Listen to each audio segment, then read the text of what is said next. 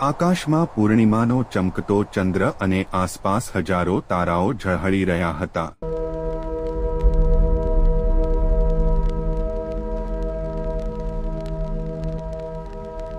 સૂર્ય, પૃથ્વી અને ચંદ્ર એક સીધી લાઇનમાં આવી ગયા અને પૃથ્વીનો વિશાળ છાયો ધીમે ધીમે ચંદ્ર તરફ આગળ વધવા લાગ્યો.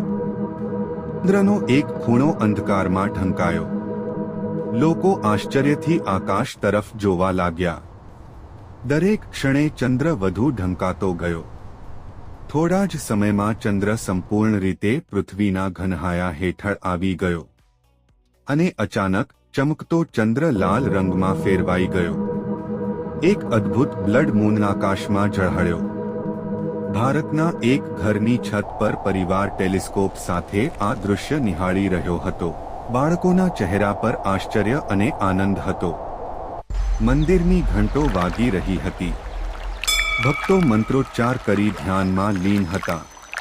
જ સવારના પવિત્ર પ્રકાશ સાથે લોકો નદીમાં સ્નાન કરવા લાગ્યા. એક નવી શુદ્ધતા અને શાંતિનો અનુભવ થયો.